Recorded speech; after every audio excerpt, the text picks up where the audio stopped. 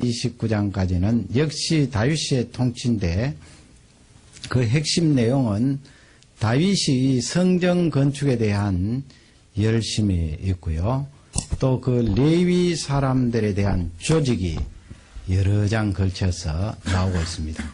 네 번째 파트는 역대하로 넘어가서 1장에서 9장까지 다윗의 아들인 솔로몬이 유다 나라를 이스라엘 나라를 다스리는 내용이 나와 있고요. 그 다음에 솔로몬 지나고 나서 10장부터 마지막 36장 역대하가 되겠습니다. 그 내용은 바로 북쪽 이스라엘 왕은 나오지 않고요. 남쪽 유다 왕 중에 하나님 앞에 선하게 정직하게 행한 왕들이 쭉 나열되고 있습니다. 그 왕들이 누구입니까? 아사 왕, 여호사밧 왕, 또 히스기야 왕, 또 마지막에 요시야 왕, 그렇게 해서 바벨론 포로 뒤쪽에 잠깐 나오고 또 바벨론에서 기환, 페르시아 제국 고레스 왕이 다시 칙령을 내려서 예루살렘에 돌아가도록 그렇게 기록되어 있습니다. 그것이 이 에스라서 느헤미야서하고 연결이 되어 있어요. 그렇기 때문에 이 역대기의 저자는 에스라의 것이다. 그렇게 많은 사람들이 주장하고 있고 구약 성경만 가지고 있는 유대 나라 사람들도 전통적으로 역대기는 에스라다 그렇게 이야기를 하는데 오늘은 그 세 번째 부분 되겠습니다. 다윗이 성전 건축에 대한 열심, 또 하나는 무엇입니까? 레위 지파의 그 조직과 직무에 대해서 기록을 하고 있는데 그걸 제가 타이틀을 바꾸었어요. 적용 중심으로 열망과 질서라는 그런 타이틀로 오늘 저녁 성경을 공부해 보기를 원합니다. 여러 군데 그렇게 찾을 텐데 뭐 그렇게 어려운 본문은 아니에요. 여러 군데 찾아서 이 세 번째 부분을 커버하도록 그렇게 하겠습니다. 이 다윗이 초점이 된 것은 사실이지만은 우리가 이 역대상을 읽으면서 다윗을 자꾸 높이고 다윗이 귀한 사람이다. 귀한 사람은 맞아요.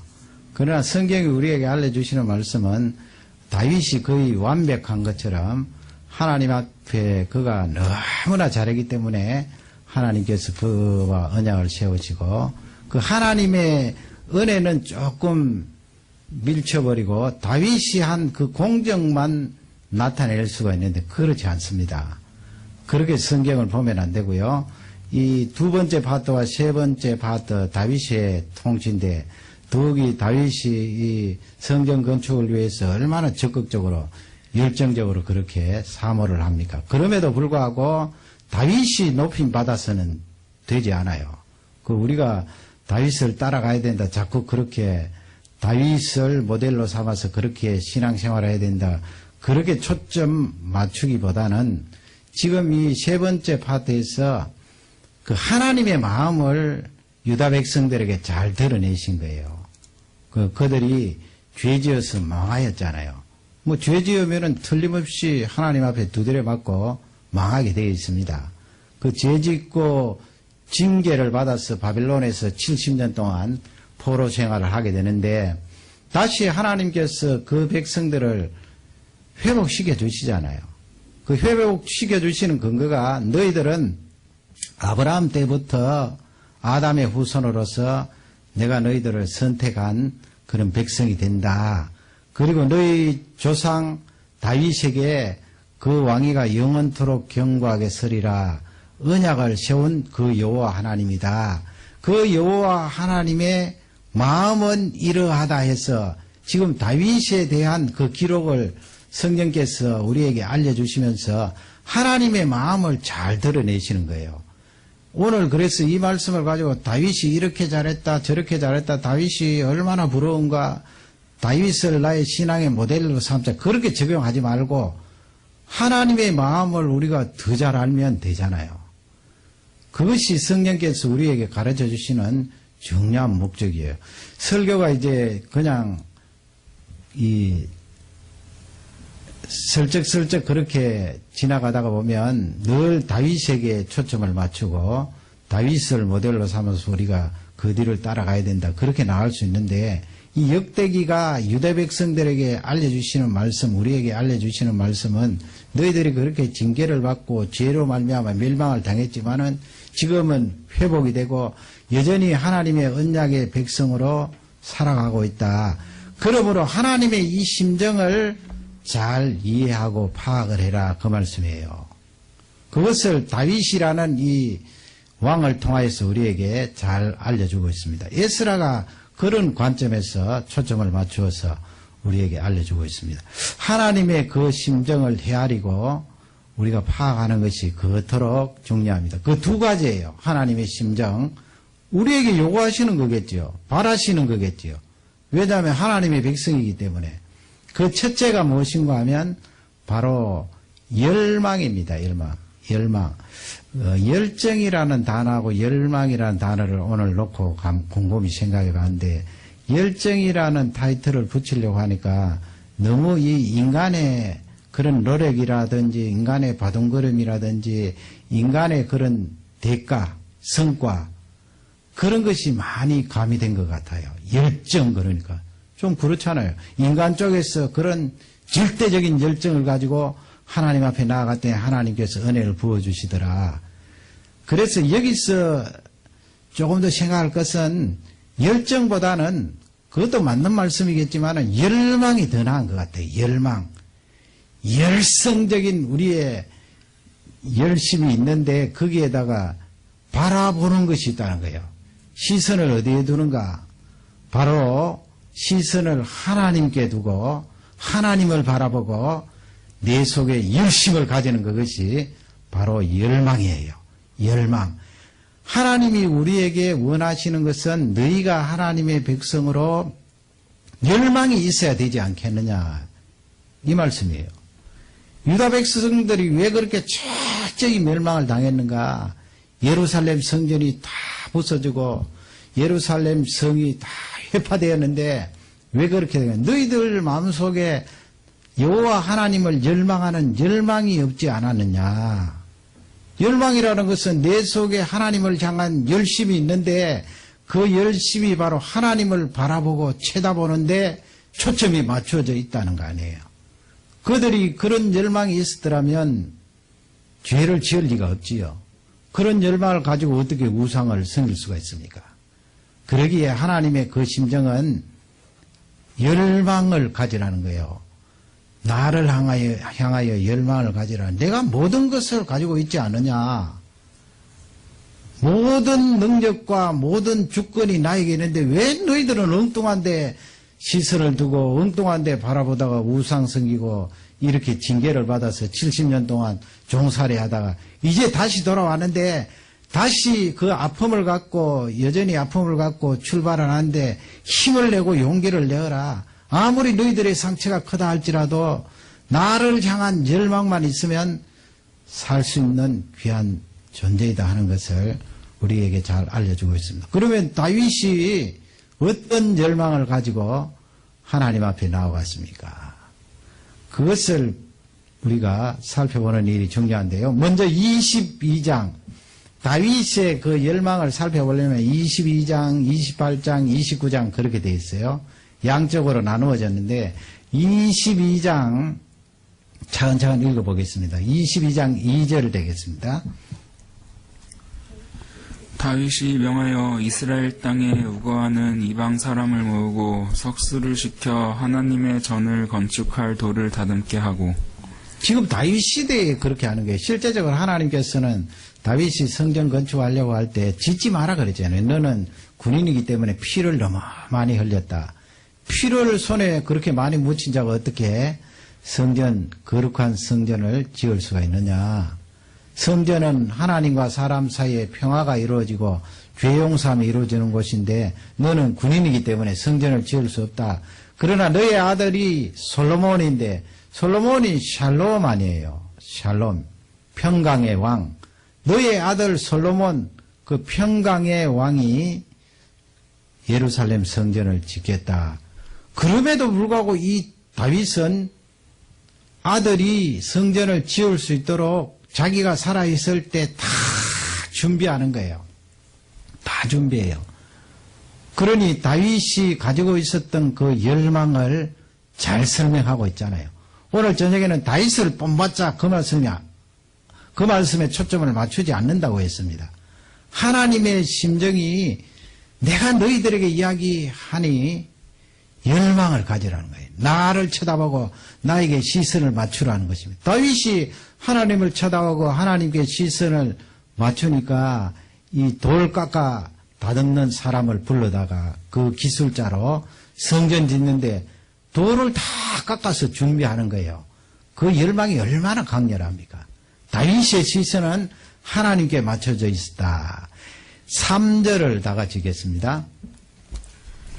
다윗이 또 문짝목과 걸마못에 쓸 철을 한없이 준비하고 또 심이 많아서 중수를 셀 수 없는 놋을 준비하고 쇠를 준비했습니다. 성전 안에 쇠덩어리가 얼마나 많이 들어가겠어요.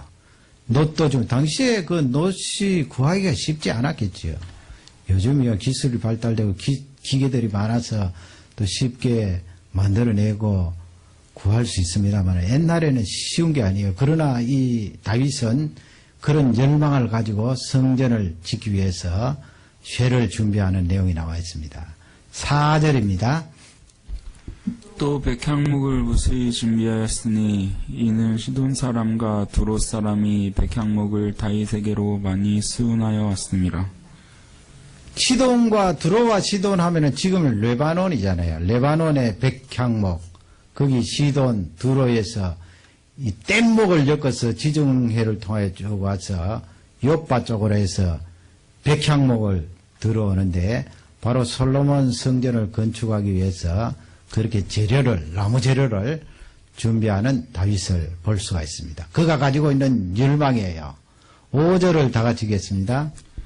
다윗이 가로되 내 아들 솔로몬이 어리고 연약하고 여호와를 위하여 건축할 전은 극히 장려하여 만국의 명성과 영광이 있게 하여야 할지라. 그러므로 내가 이제 위하여 준비하리라 하고 죽기 전에 많이 준비하였더라. 다윗이 죽기 전에 많이 준비했다.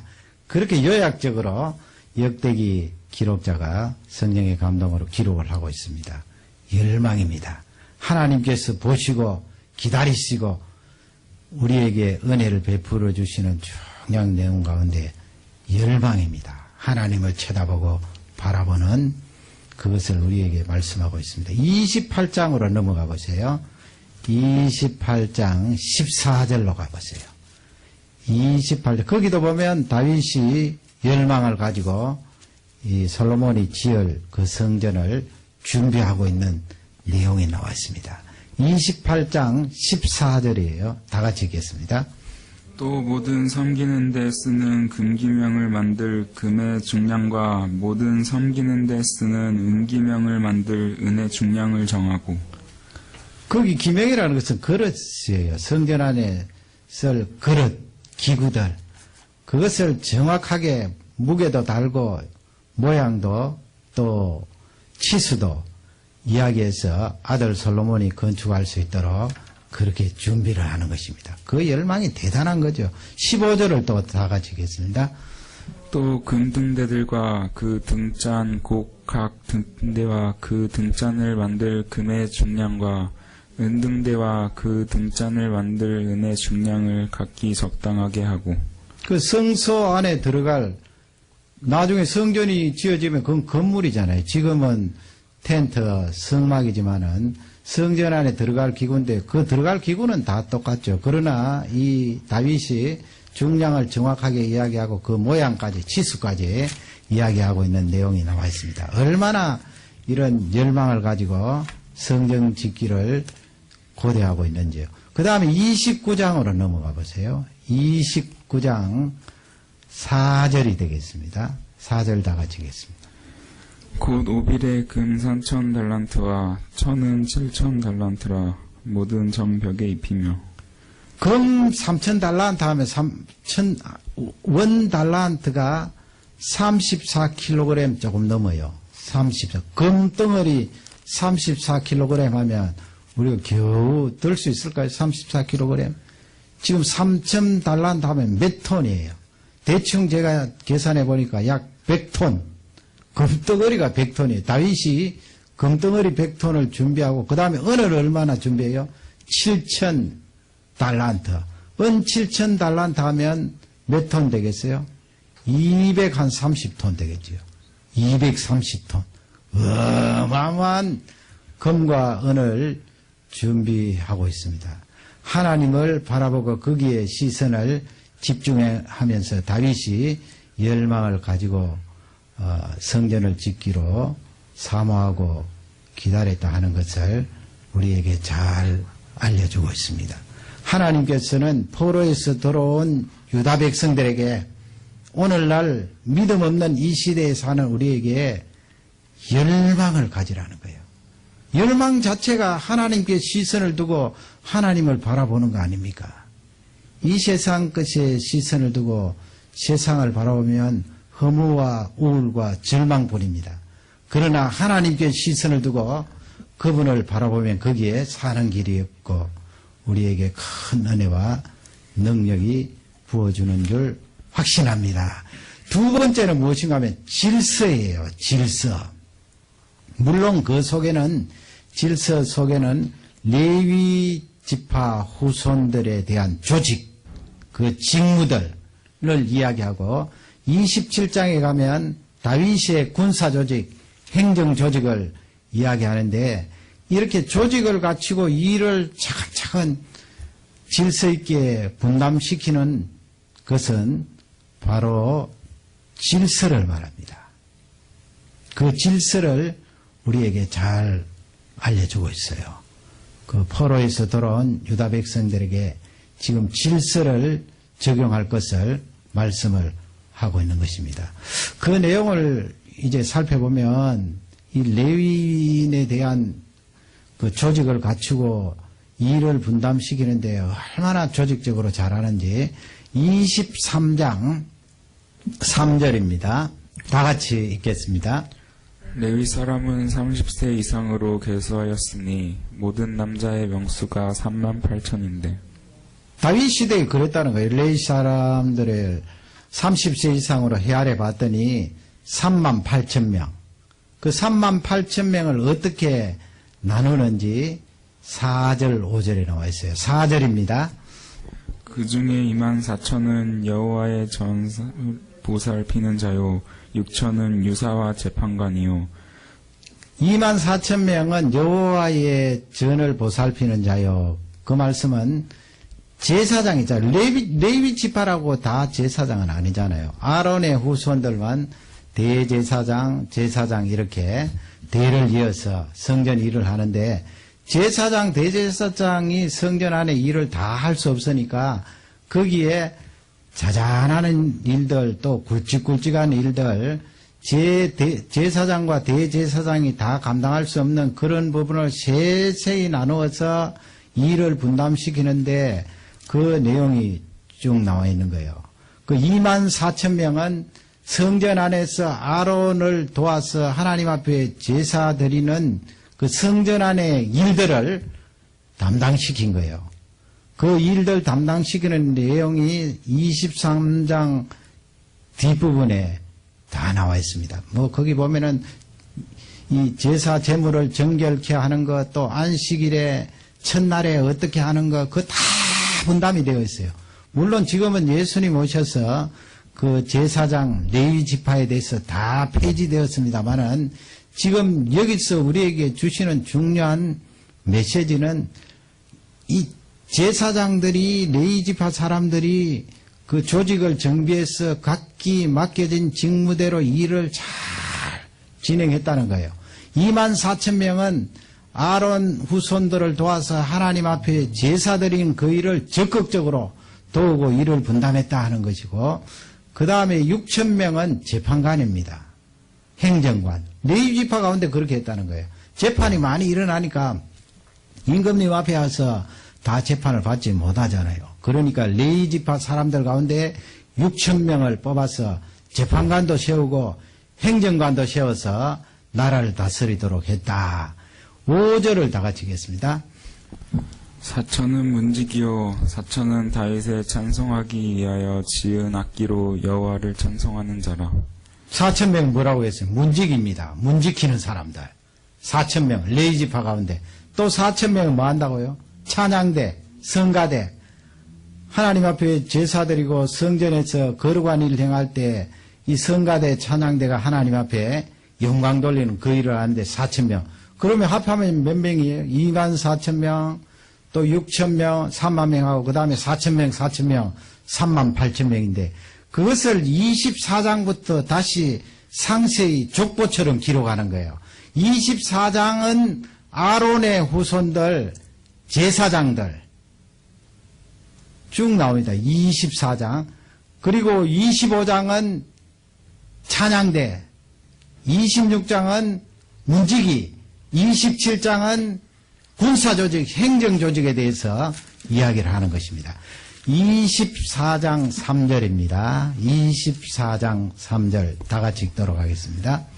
다윗이 엘르아살의 자손과 이다말의 자손 아히말렉으로 더불어 저희를 나누어 각각 그 섬기는 직무를 맡겼는데 지금 누구를 이야기합니까? 이 24장은 아론의 후손들 제사장. 아까 24,000명 뽑았다 그러죠.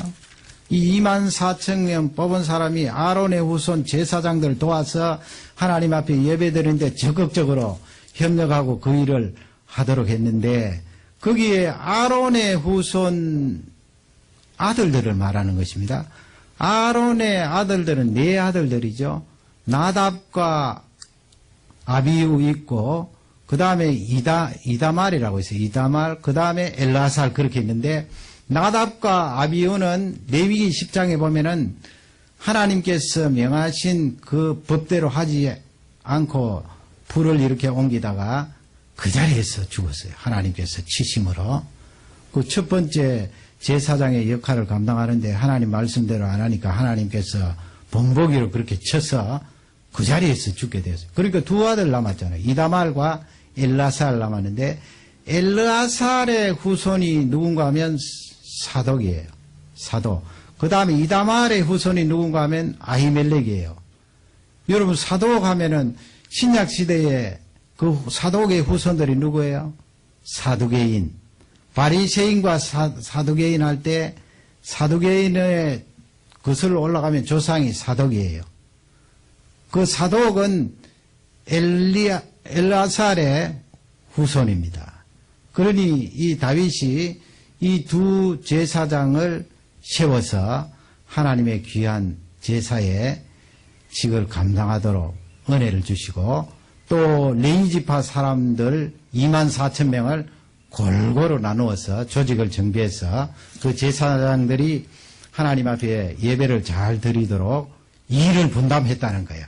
그게 바로 23장, 24장이고 그 다음에 25장 가보세요. 25장은 찬양대예요. 찬양대. 하나님을 찬양. 그러니까 다윗이 그 시대에 이렇게 조직을 잘 갖추었는데 하나님 앞에 예배드리는 이 부분에 너무나 조직을 잘 갖추었어요.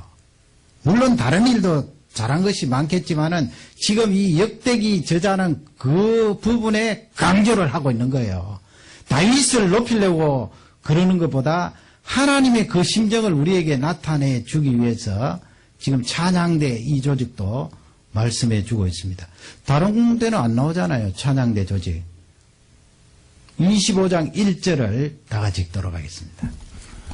다윗이 군대 장관들로 더불어 아삽과 헤만과 여두둔의 자손 중에서 구별하여 섬기게 하되 수금과 비파와 재금을 잡아 신령한 노래를 하게 하였으니 그 직무대로 일하는 자의 수요가 이러하니라. 아삽과 또 누구 헤만과 여두둔 세 아들들. 그 뒤에 쭉 읽어보면은 아삽의 아들들 뭐 그 형제들 또 쭉 나와요. 찬양대예요. 찬양대. 그리고 뒷부분에 가면은 다 그렇게 나누어져요. 이 찬양대를 13명씩 해서 24팀에서 288명 그렇게 나누어요. 얼마나 조직적으로 그렇게 찬양을 하도록 나누었는지 몰라요. 그 다음에 26장은 고라가 나옵니다. 고라 족속들. 이 고라 족속들은 문지기예요. 문지기. 성전 문지기. 문지키는 사람이 있어야 되잖아요. 창고 문지기, 창고 지키는 사람, 중요한 역할이에요.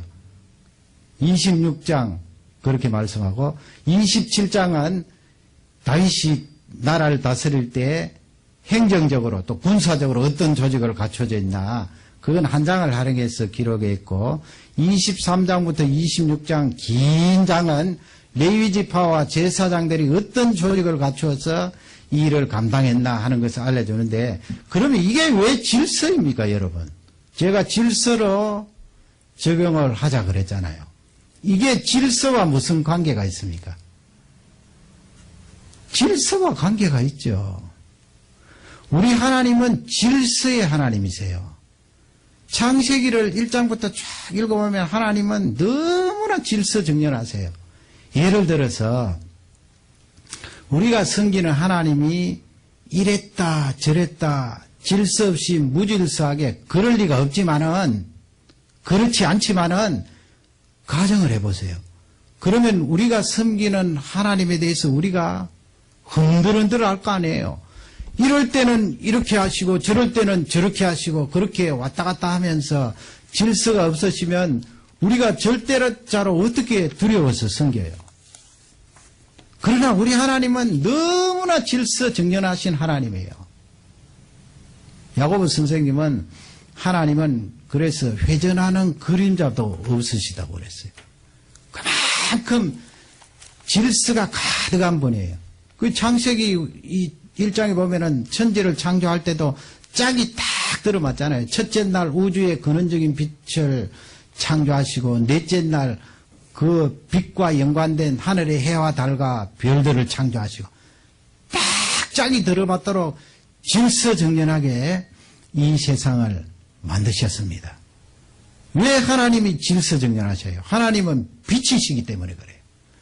그래서 이 유다 백성들이 타락하여서 하나님을 떠난 그 자체도 무질서 아니에요. 무질서.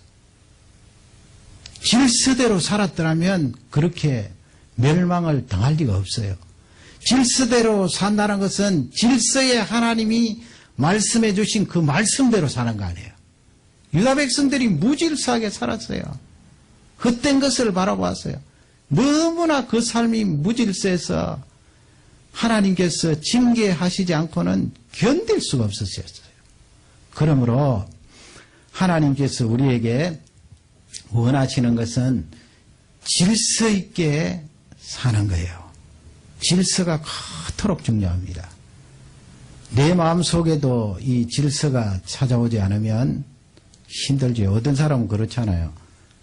바이폴라라고 해서 어떨 때는 너무 기쁘고 즐겁고 좋다가 금방 돌아서면 또 슬픔과 우울함이 내 속에 가득 차서 이랬다 저랬다 하잖아요. 그러면 마음속에 질서가 깨어지기 때문에 그 삶이 너무나 힘든 거예요. 일관성 있게 쫙 나가는 것이 그토록 중요합니다. 조직을 갖추고 이렇게 일을 분담해서 쫙 나가면 혼돈이 없잖아요. 그래서 하나님은 혼돈에 있는 것을 굉장히 싫어하세요. 내 속에 죄가 들어오면 혼돈스럽지요. 얼마나 혼돈스럽습니까? 마음이 갈라지고 괴롭고 내 마음속에 굉장한 전쟁이 일어납니다. 그러기에 자녀들이 이 양부모가 다투고 싸우는 거 보면 그렇게 힘들다고 그러잖아요. 그 마음이 갈라지고. 왜 그렇게 양부모님이 엄마 아빠가 싸우면 자녀들이 힘드나요? 혼돈스러워요. 나의 부모님은 엄마 아빠는 그렇게 사랑하고 좋아하고 용서하고 가까이 있는 줄 알았더니 저렇게 다투고 싸우는 거 보니까 혼돈스러운 거예요. 어린 나이에 보면. 그러니 그 마음이 갈라지고 자녀가 많은 어려움과 아픔을 겪게 되는 것입니다. 질서는 혼돈을 몰아냅니다. 마귀의 유혹이 무엇입니까? 내 속에 혼돈을 던져주는 거지요.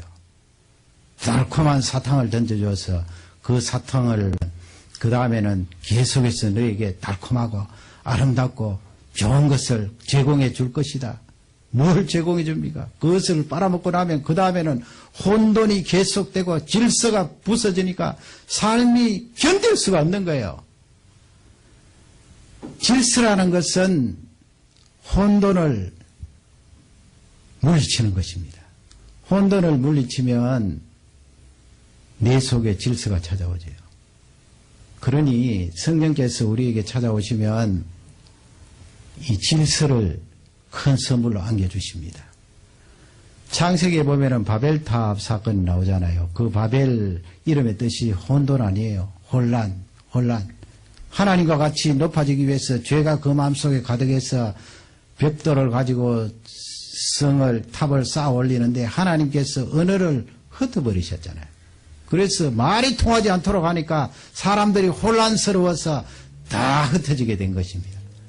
사도행전 2장에 보면은 성령께서 이 세상에 강림하셔서 예수 그리스도의 죽으심과 부활을 통하여 하나님의 교회에 임재하실 때에 그 혼돈이 물러가고 질서가 들어온 거 아니에요. 그 예정으로 방언을 우리에게 주신 것입니다. 그때 방언은 은혜를 말하는 거 아니에요.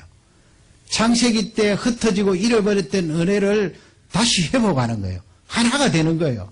성령께서 그 역할을 하는 것입니다. 성령께서 나를 지배하고 다스리면 나를 통제할 수 있는 능력이 생기는 거예요. 그러니 질서가 찾아오게 되겠지요. 질서 없는 인생은 너무나 비참합니다. 성령께서 나를 지배하고 다스릴 때에 나에게 이 질서가 찾아와서 그 삶이 너무나 아름답고 윤택한 것입니다. 그 애니메이션 단편인데요. 아직 보지는 못했는데 제가 이 글로 쭉 그 내용들을 읽어보았는데 그 타이틀이 무엇인가 하면 윤정미라는 작가인데 이분이 그 5,000장 정도 이렇게 연필을 가지고 애니메이션을 그렸는데 그게 영화로 만들어졌어요. TV 방송도 하고 이 세계의 큰 영화제에 출품을 해서 또 입상도 하고 그렇게 하는데 그 타이틀이 무엇인가 하면 먼지아이예요. 먼지아이. 그 내용은 주인공이 새벽에 일찍 일어나서 먼지를 보는 거예요. 먼지. 조그마한 원룸인데 거기서 먼지가 쌓여있는 것을 보고 그 먼지를 하나하나 닦아내는 청소를 하는 거예요. 그런데 그 먼지를 이 작가는 인격화한 거예요. 사람으로 그렇게 묘사해서 먼지아이라는 타이틀을 달았어요. 먼지아이. 그 청소한다는 것은 우리가 이 육체적으로 물리적으로 힘을 사용해서 닦고 쓸고 그렇게 하잖아요. 그러니 이 작가가 주장하는 중요한 내용 가운데 가장 가까운 소재라는 거예요. 그러나 이분이 작가는 좀 그런 보는 관점이 다른가 봐요. 그 우리는 그냥 먼지다, 더럽다, 그냥 쓸어내버리자 이렇게 하는데 이분은 그걸 가지고 작품을 만들었는데 가장 가까운 우리 현장에서 가장 가까운 그 먼지를 소재로 작품을 만들어내는데 물리적으로 육체적으로 우리가 일하지만은 그 먼지를 하나하나 드러내는데 정신적으로 굉장한 영향을 미친다는 것입니다. 그래서 이분이 먼지를 하나하나 그렇게 청소를 할 때 나에게 필요 없는 것을 제거한다는 거예요. 주는 메시지가 강하잖아요. 제거. 그러므로 이 청소라는 것은 굉장히 중요해요. 뭐 우리가 신앙생활하면 하나님 믿고 늘 기도하고 말씀 보고 그렇게 하면 되지. 그냥 육체적으로 또 물리적으로 뭐 청소 대충 하면 되지 않나. 그런 게 아니에요. 저는 이 성경 오늘 말씀과 연관해서 우리가 이 물리적으로 육체적으로 하는 이 청소도 영적으로 영향을 미칠 수 있다고 봐요. 이 작가가 정신적으로 그렇게 세밀하게 영향을 미친다고 보고 하나하나 드러내는 것을 우리가 인생을 살면 필요 없는 것이 너무나 많잖아요. 나에게요. 쓸데없는 것이 나에게 들어와서 그 쓸데없는 것 때문에 내가 질서가 깨어지고 혼돈 속에 살아가게 되는데 이 작가는 나에게 들어온 그 먼지, 그게 인격화 시켜서 먼지 아이라고요. 그게 나에게 들어와 있으면 마치 먼지를 드러내는 것처럼 드러낸다는 거예요. 썰어낸다는 거예요. 필요 없으니까. 나에게 좋지 않은 것만 주니까 그런 것을 다 썰어내버린다는 거예요. 질서라는 측면에서 그 주는 메시지가 중요한 메시지라고 봅니다. 그러므로 우리가 이 세상을 살아갈 때 하나님께서 질서의 하나님이시기 때문에 우리가 이 육체적으로도 이 청결하게 하고 깨끗하게 하는 것이 굉장히 중요해요. 단정하게 하는 것도 중요하고요. 그리고 막 방이 엉망진창이면 그 엉망진창하는 것이 틀림없이 정신적으로 영향을 미친다는 거예요. 영적으로도 왜 영향을 미치지 않겠습니까? 내가 아무리 기도 열심히 하고 성경 열심히 보지만은 그렇게 엉망진창이면 영적인 질서 상태는 잘 돼 있겠느냐는 것입니다. 우리 하나님은 질서의 하나님이신데 성령께서 나에게 충만하게 임하시면 레위지파가 이렇게 맡겨진 직분대로 다 조직을 정비하여서 그 일을 감당할 때 38,000명이 성전 안에서 돌아가는데 얼마나 잘 돌아가겠어요. 자기가 맡겨진 그 일, 작은 일에까지 질서정연하게 쫙 돌아가는데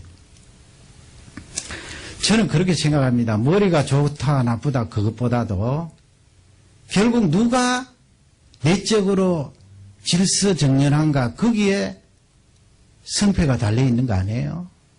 아무리 머리가 좋으면 뭐합니까? 마약 먹고 그 속이 혼돈 속에 있으면 뭘 하겠어요? 아무리 재능이 있으면 뭐합니까? 그 속에 혼돈으로 가득 차 있으면 사람을 망치게 하고 사람을 멸망시키는데 사용되는 도구가 될 뿐입니다. 내 속에 질서가 있는가? 하나님께서 그것을 원하신다는 거예요. 질서가 있는 사람은 그리워하잖아요. 숨길 게 뭐 있어요? 그리워하잖아요. 질서가 있기 때문에.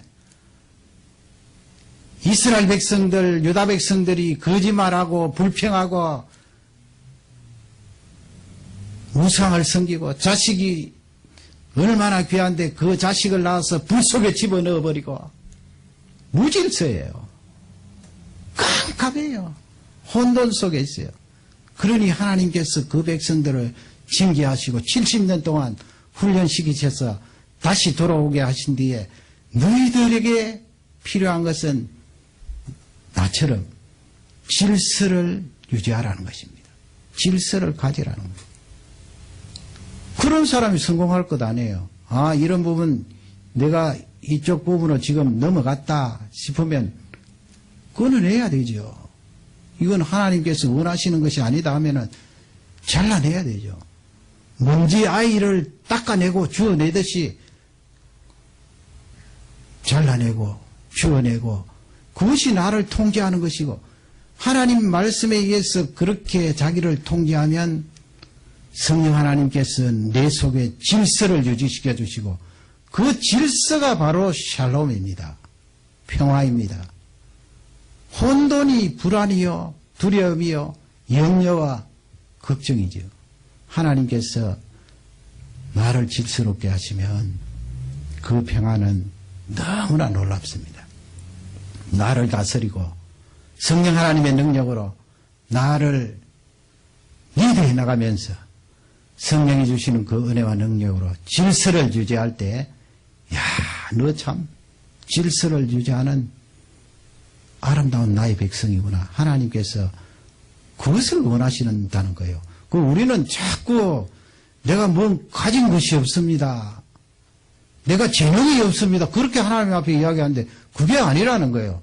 너희들이 아무리 70년 동안 포로 생활하고 예루살렘 성전, 예루살렘 다 무너졌다고 해도 다시 너희 속에 성령께서 주시는 질서를 유지하면 세계에서 뛰어난 민족이 될 것이다. 하나님이 쓰는 귀한 도구가 될 것이다. 옛날처럼 그렇게 무절제하게 살지 말고 성령의 능력을 힘입어서 너를 다스리고 통제하여서 질서로운 백성들이 되도록 하라. 다윗을 한번 봐라. 이렇게 질서정연하게 예배에 대해서 조직을 갖추고 일을 분담시키지 않는가. 유다 백성들에게 그것을 제시하고 있는 것입니다. 여러분 그렇지 않으면 이 네 지파가 지금 우리에게 무슨 의미가 있나요? 다 폐지되었는데요. 네 집하고 우리에게 무슨 의미를 줍니까? 구약시대에 나오는 사람들이. 그 질서를 지금 말하는 거예요. 다윗이 나라를 다스릴 때 하나님 앞에 질서를 유지했던 그것. 이 지금 우리가 살고 있는 이 현대는 너무나 나를 혼돈스럽게 만듭니다. 이것도 맞는 것 같고 저것도 맞는 것 같고 수없이 많은 정보들이 쏟아져 들어오는데 감당을 할 수가 있나요? 어떻게 감당을 해요? 그러니 그 정보가 나를 질스럽게 하는 것이 아니고 더 혼란스럽게 만들어요. 오늘 저녁 기도할 때 하나님 아버지, 내가 질서 정연한 사람이 되도록 은혜를 다해 주시고 나를 다스리고 통제하는 성령의 능력을 다하여 주옵소서. 잠 한번 자는 것까지 우리가 잘 안 되잖아요. 어떨 때는 11시 넘어갔다 12시 넘어갔다 잘 됩니까? 일상생활 속에. 그냥 더 있고 싶고 시간을 더 보내고 싶은데 사실은 하나님이 원하시는 것은 잘 때가 되면 딱 자라는 거 아니에요. 그냥 넘겨버리면 그 다음날 허탕을 치게 되는데 이 세상에 장사가 돼 있습니까? 그런 것 하나까지 하나님 아버지 내가 질서를 하나님이 세우신 질서를 유지하게 해주십시오. 그래서 잠 하나 자는 것까지 딱 절제를 하고 통제를 해서 잘 때 딱 자고 일어날 때 딱 일어나면 그 사람이 성공하는 사람이지 머리 좋아서 성공하는 건가요? 재능이 많아서 성공하는 건가요? 부모님 잘 만나서 성공하는 건가요? 그런 거 하나까지 내가 나를 통제하면서 질서를 유지하면 하나님께서 왜 그런 사람을 쓰지 않겠느냐는 것입니다. 오늘 이 말씀이 우리에게 축복이 되고 우리 모두가 하나님께서 원하시는 그 심정대로 살아가는 능력의 사람들이 되기를 주님의 이름으로 축원합니다.